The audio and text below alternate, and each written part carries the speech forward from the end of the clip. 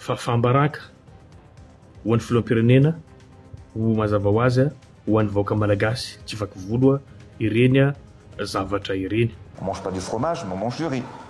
On mange peut-être pas du caviar, mais on mange du zébu. Donc chacun a leur zone de confort. Ataon'olona any aminay agnambalany inona tokoa moa zany ny fromage sy ny caviar fa ny any aminay rehefa misy omby rehefa misy vary izy matory tsara izy milamina ny sécurité de tranquille izy zay le hoe faly. Sambatra olo malagasy na de tsisy jiro ary any ambanivohitra sambatra olo malagasy. Mais à Madagascar, quelqu'un qui touche les paysans qui n'ont pas de lumière, qui vivent chez eux dans la campagne, mais ils sont heureux. S'ils touchent 100 €, ils sont heureux. Donc vous savez, les systèmes de mesure de la pauvreté au niveau international et au niveau local n'est pas pareil. Afa-baraka tanteraka Madagasikara amin'izao fotoana izao. Lavon'ny Flo Andry Rajoelina ny fomba fandrefesana ny tahan'ny fahantrana sy ny tarehimarika mivoaka avy amin'ny Banque Mondiale raha araka ny resadresaka nataony niaraka tamin'ny mpanao gazety tao amin'ny TV5 Monde, araka ny efa hitantsika miparitaka eny amin'ny tambazotra-tserasera sosialy maromaro eny toy ny Facebook. Tonga dia namaly avy hatrany moa ny mpanaraka ny raharaha politika sy ny toe-karena eto amintsika toa ny Christian Afakandro sy Roland Ratsiraka manoloana an'izany, ary mazava ho azy fa tsy maintsy tonga foana ihany koa ny mpiaro ny Flo Andry Rajoelina raha ny tena marimarina kokoa dia ny piso lelaka toy ny ministra teo aloha Lalatina Henriette Rakotondrazafy sy Soalimosy tao amin'ny tambazotra-tserasera sosialy tao. Ka mahakasika an'izay indray no arahantsika tao anatin'ity vidéo iray ity. Raha nilaza ny mpanao gazety tao amin'ny TV5 Monde fa mahery ny 570,000 malagasy no miaina ao anaty fahantrana lalina ary indray ihany no misakafo ao anatin'ny iray andro. Manoloana an'izay dia namaly ny filohan'ny Repoblikan'i Madagasikara raha adika amin'ny teny malagasy tsotsotra hoe misy foana ireo tarehimarika apetraka ao andohan'ny vahoaka kanefa tsy mitovy ny fandrefesana ny tahan'ny fahantrana eo amin'ny resaka iraisam-pirenena sy ny eto an-toerana. Any Europa hoy izy mety misy mandray 600 €, 1200 € na 1300 € fa saingy miaina ao anaty fahantrana. Fa ny eto Madagasikara kosa na ny tantsaha mipetraka any ambanivohitra izay tsy misy jiro raha mandray 100 € dia sambatra izy ireo. Figure parmi les 10 pays les plus pauvres au monde, avec plus de 75% de la population vivant sous le seuil de pauvreté. À l'intérieur des terres, beaucoup ne mangent qu'un repas par jour. À quand une réponse d'urgence pour peut-être un jour une souveraineté alimentaire? Vous savez, il y a toujours des chiffres qu'on essaie de caler et de mettre dans notre tête, dans la tête de la population. Vous savez, les systèmes de mesure de la pauvreté au niveau international et au niveau local n'est pas pareil. Et quels sont vos chiffres alors? Moi, ce que je peux vous dire, vous savez, il y a peut-être quelqu'un en Europe qui pourrait toucher 600 € ou le SMIC, je ne sais pas, c'est 1200 € ou un peu moins ou un peu plus actuellement, mais qui vit dans la pauvreté. Mais à Madagascar, quelqu'un qui touche les paysans qui n'ont pas de lumière, qui vivent chez eux dans la campagne, mais ils sont heureux. S'ils touchent 100 €, ils sont heureux. Donc les baromètres de mesure ne sont pas pareils. Et c'est ça, c'est ce que je disais toujours aux Malagasy, on peut vivre heureux sans les mêmes barèmes que le monde nous impose. Ntsipihiny mazava tsara fa miaina ao anaty fahantrana tokoa ny akamaroan'ny malagasy hoy izy, fa saingy hitondra saina tsara ny andavanandro ny vahoaka malagasy hoy izy mba hampitombo ny fidiram-bolany ary indrindra hiadivana amin'ny fahantrana. Hiady amin'ny fahantrana hoy zany ny Flo Andry Rajoelina. Tamin'ny resaka tsy fahampitsakafo indray moa dia naka ohatra mihitsy izy ka hoy izy hoe mety hoe tsy mihinana fromage ny malagasy fa mihinam-bary izy, mety tsy mihinana caviar fa mihinana henomby. dao rahantsika fohifohy zany ao anatin'ity vidéo ity tafatafa zay nirahany tamin'ny mpanao gazety ny TV5 Monde hatrany. Donc certainement à Madagascar, on vit, une grande partie de la population vit dans la pauvreté, et moi je suis là justement pour apporter et améliorer surtout le quotidien de la population malagasse, d'augmenter leurs revenus, mais surtout de combattre cette pauvreté. Je ne dis pas que la pauvreté n'existe pas, mais je suis là justement à mettre tout en œuvre pour combattre cette pauvreté et que pour rendre les Malagasy fiers d'être Malagasy et heureux dans son pays. Et pour manger à sa faim également. Quand on parle toujours de chiffres, vous savez, 80% de la population malagasse sont des agriculteurs qui vivent, leur revenu, c'est l'agriculture. Effectivement, on doit aider nos populations. Et nous avons une arme aujourd'hui pour combattre cette pauvreté, pour que l'ensemble des Malagasy puissent manger à sa faim, comme vous le dites. Mais aujourd'hui, on mange peut-être pas assez. On mange pas du fromage, mais on mange du riz. On mange peut-être pas du caviar, mais on mange du zébu. Donc chacun a leur zone de confort. Mais à Madagascar, ce que nous sommes en train de faire, et ça me tient particulièrement à cœur, c'est la transformation agricole. Tsy maintsy namaly avy hatrany Afakandro Christian manoloana an'izany zavatra nitenen'ny Flo Andry Rajoelina tamin'ny mpanao gazety ny TV5 Monde zany, na dia efa saika tsy teny azy izy. Nalahelo sy naharary azy ny resaka nataon'ny Flo iny hoy izy, ary tena afabaraka tanteraka Madagasikara, fa indrindrandrindra tena miendrika fanambanibaninan'ny Malagasy mihitsy ireny nataon'ny Flo ireny. Ahoana na ahafahana miteny fa sambatra ny Malagasy ao anatin'izao fahantrany izao hoy izy, toa sahala manabady vahoaka mihitsy ny Flo Andry Rajoelina. Manaraka izany dia nametraka fanontaniana mazava tsara ho an'ny Flo Andry Rajoelina ihany koa izy. Inona ny antony nahatonga ny Flo mianakavy nanariny zoam-pirenena Malagasy? Mivaly ny tetsotra, efa fantany fa tsy mandroso Madagasikara, tsy misy hoaviny ny firenena Malagasy, efa nazava koa ny fanazavany tamin'izany fotoana hoe mijery ny hoavin'ireo zanany izy, izany hoe somary manam-porofo ihany hoe hitany fa tsy handroso intsony Madagasikara zany. Ary maninona ozy Afakandro Christian no tsy averina ho département frantsay zany Madagasikara mba hanana hoavy tsara koa ny vahoaka Malagasy, mba hitovy amin'ny firenena nangalany zoam-pirenena io.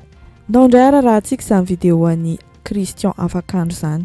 Tongotra vakivaky zany sady marary no mamenatra no nisy, fa fambaraka ho an'ny filoham-pirenena ho mazava ho azy ho an'ny vahoaka Malagasy tsy vaky volo ireny zavatra ireny. Ahoana moa no ahafahantsika mieritreritra fa tsika rehetrarehetra zao ny manantsaina, ny mahalala fa hoe sambatra isika vahoaka Malagasy ao anatin'ny fantrana. Zao fantrana iainantsika zao ve dia fahasambarana? Azo isaintsaina zany zavatra izany sa hoe bon miteny fotsiny izy mieritreritra hoe miteny frantsay dia eritreretiny fa tsy ho hain'ireo Malagasy reo satria ny ankabetsahany dia bato sy nianatra dia afaka milaza zay zavatra lazaiko ao amin'ny teny tsy fantatra fa tsisy alalan'izany. Ka zay zavatra zay zany nahatonga ahy hoe tena hoe na ny zavatra ho lazain'ny filoham-pirenena tsy hainy, tsy lalany akory, na mahalala izy fa tsy te halala fa faly nisehoseho maneran-tany fotsiny hoe sambatra mivoaka Malagasy. Fanontaniana ray fotsiny no apetrako aminao Andriamatoa Flo hoe inona ny antony nahatonga anareo mianakavy nanary ny zoam-pirenena Malagasy. Fantanao tsara fa tsy mandroso Madagasikara, fantanao tsara fa tsy misy hoaviny ny firenena Malagasy, zay no antony nanarinao ny zoam-pirenenanao. Mazava ny teny zay nolazainao fa hoe no ny hoavin-janako no nahatonga ahy naka zoam-pirenena frantsay. Fanontaniana daladala sady mendrika vazivazy no apetrako eto. Inona no nanaka ananao tsy nangataka fa averina ho departemanta na angatahina ho departemanta frantsay ny firenena Malagasy, Madagasikara zany. Mba samy anana no aviny tsara ny vahoaka Malagasy matona rianao ny zopirenenao a fantanao a mahafantatra anao a fa tsy aliany ny firenena malagasy ary ny profoinao ny maly zany Andriamatoa Filoha.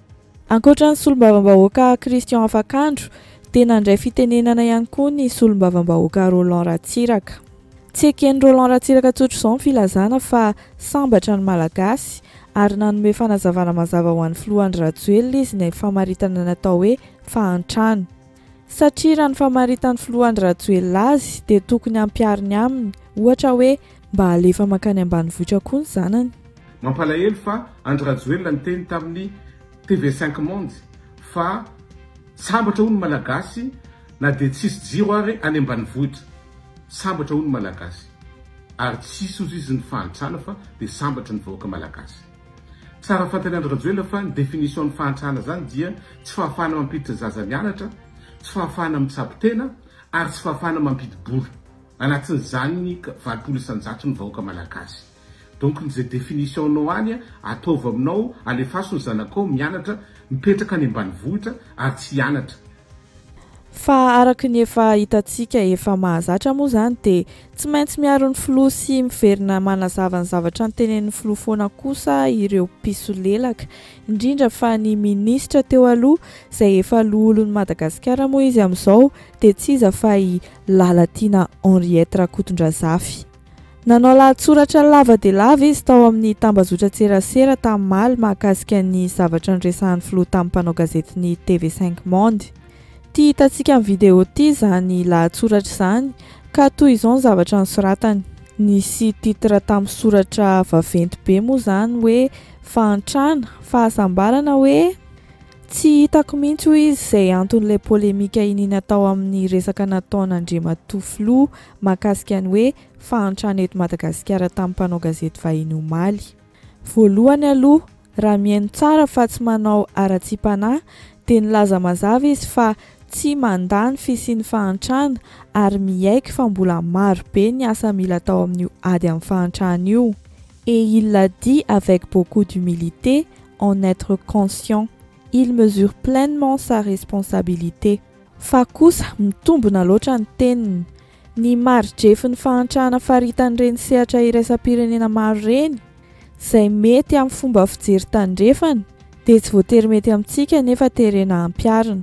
Aty amintsika kanefa ny fomba fiaina, ny zava-misy ara-tsosialy, ara-tontolo iainana, ara-kolotsaina sy ny sisa dia tsy hitovy mihitsy. Ary ny tarehimarika miainga amin'ny masotsivana faritan'ny tandrefana dia mitombona amin'izay fomba fijery tandrefana izay. Fa azo edika-hevitra kosa ho an'ny eto amintsika. Mila jerena ohatra ny zone géographique dia mahalala tsara izay afaka matakatra fa tsy hitovy mihitsy ny fahantrana an-drenivohitra sy ambanivohitra. Raha makany ambanivohitra ihany izao dia efa zatra jiro petrolina na laboziny ponina.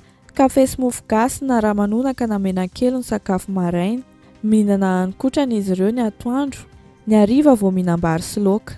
Miasa eny an-tsaha izy ireo ny tontolo andro, ny hariva mivorivory eo an-tokotany na makany an-tsena ny lehilahy dia nasiany foninteny kely moa zany hoe misy misotro toaka. Fa mety tsara amin'izy ireo izay fiainan'izay, tsy mandody jiro sy rano jira matapaka lava izy ireo, tsy mila frais taxi be isan'andro, mety tsy mandray tokoa ilay latsaky ny $2 isan'andro andrefesana ilay hoe mahantra amin'ny maridrefy ny tandrefana.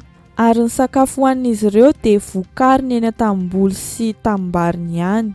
Zanaka tantsaha efa niaina tany ambanivohitra ao miresaka an'izany. Fa tsisy afaka milaza mihitsy fa tsy sambatra noho ny olona aty an-drenivohitra. Mivoaka maraina, maizimbava vilany vao mody izy ireo. Ny aty an-drenivohitra aza mijaly kokoa noho ireo satria ny hofatrano aloha, ny vidin-jiro sy rano, ny saran-dalana isan'andro, ny saran'ny connexion internet sy ny sisa maro be sana aloha daholo. Izay ny tian'ny Andriamatoa Filoha lazaina hoy ity mpisolo vavan'ny Filoha Andry Rajoelina ity, ary manamafy hoe samy hafa tanteraka ny masotsivana handrefesana ny hoe fahantrana. Ary izay no nahatonga ny Andriamatoa nilaza hoe misy fahasambarana foana ny malagasy na tsy mahafeno masotsivana tandrefana amin'ny hoe standard of living mahazatra an'ireo vahin'ireo aza. Tsy voatery mihinana fromage sy hamburger na tacos sy manao lamaody misy marika vao atao hoe sambatra nie. Mino aho fa mahatakatra ny tiany Andriamatoa lazaina daholo amin'ilay hoe fahasambarana teneniny fa fotsiny inina havadika zavatra hafa mba hamoronana polémique futile ilay resany. Bref, bon week-end à tous dia aza manao am-po be loatra ka ho tezitra be indray amin'ity resako ity fa izay no tena tsy mahasambatra hoy Lalatina Henriette Rakotondrazafy. Nanaraka tao ihany koa i Soalia Moussa nanamafy fa tsy misy ilaivan'ny olona any ambanivohitra fromage sy caviar zany ka tokony hajanona ilay ady hevitra be ao anatin'ny tambazotra-tserasera sosialy. Rehefa mihinana sy milamina ny sécurité dia faly ny olona any ambanivohitra hoy izy ka tsy tokony asiana olana ny fampitahana nataon'ny Flo Andry Rajoelina hoy izy arak'izany. Namafisiny tsara daholo ny zavatra voalazany Andriamatoa Flo Andry Rajoelina tao amin'ny TV5 Monde fa tena mariny reny ary ekeny tanteraka. Nanamby ihany koa ary izy hoe ny FMI aza mbola miady hevitra amin'izao fotoana izao amin'ny famaritana natao hoe fahantrano. Dao indray arahantsika ny videoan'ny Soalia Moussa miteny an'izany.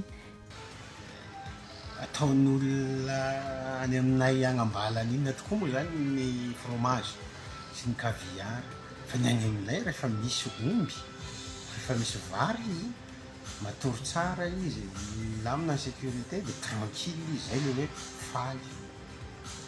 Rehefa milamina zay zavatra zay. Zay culture any koa. Any Morotsiraka any rehefa misy lakana, misy hoentina, misy araty hoentina manjono, matory manana trano, dia tranquille koa zareo. Dia inona zany ny olana amin'izany comparaison na pouvoir d'achat zany fa dia tsika zavatra ny théorie keynésienne aty dia mieritreritra fa ny any occidentaux ny baromètre no atao hoe firenena milamina sy manana karena. Non, samy manana ny culture any amin'ny pays arabo zao dia any amin'ny désert reny rehefa misy tanty monjy ambesana ny olona any misakafo tsy any amin'ny restaurant fa le style pakopako reny eny zareo efa tranquille. Zay ary niveau de vie an'le olo, zay ny culture an'le olo. Dia inona zany ny olana amin'izany, inona ny problème amin'izany? Zay io samy manana ny fahamaritany fa na ny FMI ary amintsika miteny zao miarahantsika amin'ny ministre des finances dia mbola misy adihevitra, manao adihevitra mihitsy ireo amin'izao amin'ny hamaritana ny fahantrana io satria tsy authentique intsony le PIB. Iny resaka nataon'ny Soalia Moussa no amaranantsika an'ity video ity.